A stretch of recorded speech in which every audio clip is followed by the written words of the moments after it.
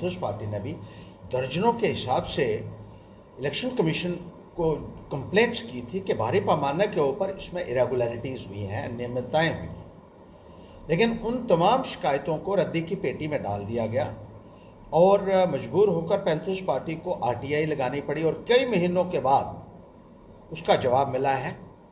वो भी अपील्स लगाने के बाद जवाब मिला है। और उसमें इलेक्शन कमीशन जो स्टेट का है उसने कबूल किया है कि उधमपुर ज़िले में भारी पैमाने के ऊपर धांधलियाँ हुई हैं। 20 ज़िलों में इलेक्शन हुआ था, जिसमें से 19 ज़िलों में उन्होंने कहा है कि वहाँ पर जो वोट पोल हुआ था उसमें और जो वोट बैलेट बॉक्सेस से निकला है उसमें कोई अंतर नहीं है। लेकिन उधमपुर एक ऐसा ज़िला है जिसमें उन्होंने कबूल किया है कि वोट्स पोल्ड और वोट्स जो एक्चुअली पोलिंग जो बूथ्स हैं और जो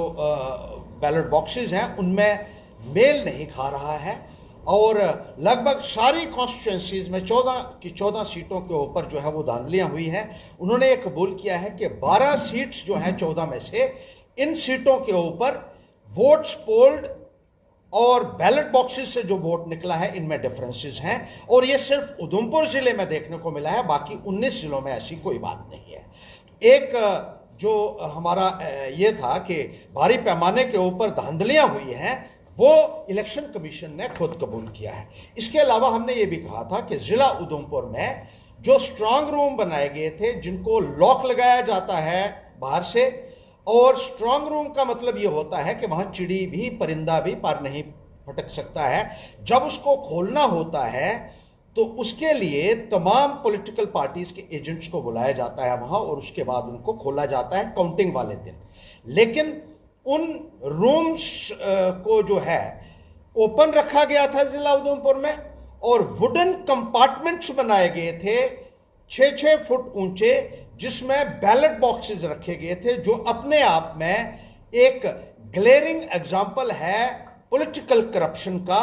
और सबसे बड़ी अनियमितता का, जिसका उन्होंने कबूल किया कि उन्होंने वुडन कंपार्टमेंट्स में पोलिंग जो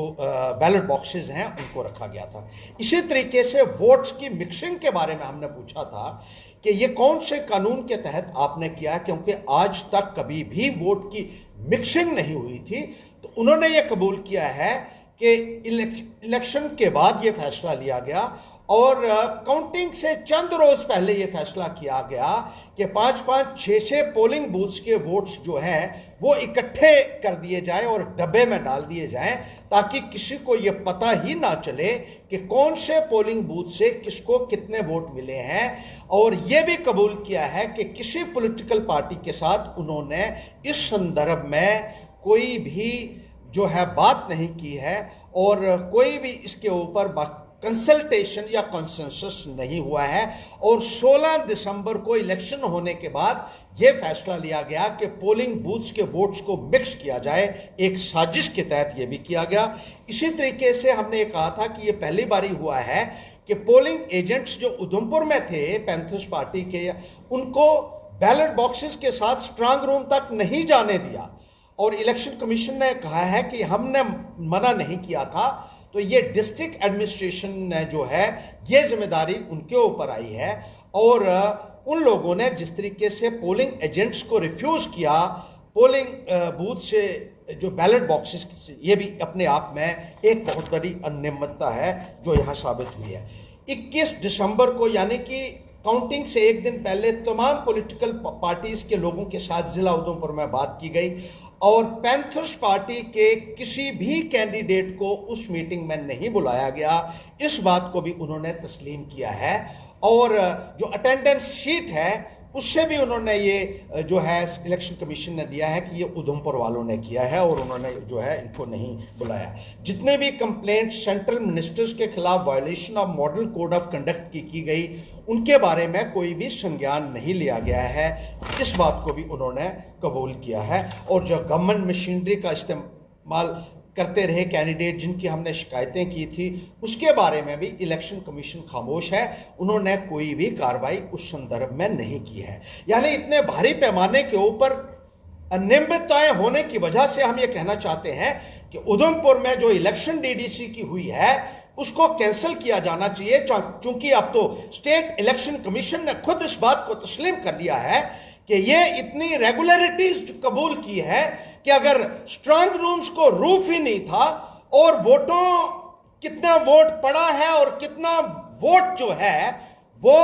बैलेट बॉक्सेस में से निकला है उसमें फर्क आ रहा है जिला उधमपुर में, तो स्टेट इलेक्शन कमीशन जो है उसको फौरी तौर पर एक्ट करना चाहिए, उसको रिजाइन करना चाहिए जो इसके बड़े बड़े अधिकारी हैं, और उधमपुर में चुनाव प्रक्रिया को फौरी तौर पर रद्द किया जाए, वरना पैंथर्स पार्टी धरने प्रदर्शन करेगी और उसके लिए यहां का स्टेट इलेक्शन कमीशन है जो वो पूरे तरीके से जिम्मेदार होगा। जमहूरियत की जिस तरीके से धज्जियां उड़ाई जा रही हैं उसका साफ जो है वो सबूत ये है। यहां 170 पेज का जो है ये रिप्लाई हमें बड़ी मुश्किल से मिला है, और जैसे मैंने कहा कि पहले आरटीआई लगाने के बाद स्टेट इलेक्शन कमीशन द्वारा जवाब नहीं दिया गया और फिर अपील लगाने के बाद जो है उन्होंने ये जवाब जो है ये बनाया है। बहुत सारे पॉइंट्स के ऊपर अभी भी इंफॉर्मेशन उन्होंने छुपाई हुई है, जिसके लिए हम चीफ इलेक्शन कमीशन को भी अप्रोच करेंगे और chief information commissioner of India को भी जो है वो सेकंड अपील के तौर पर जाएंगे, ताकि जो भी धांधलियां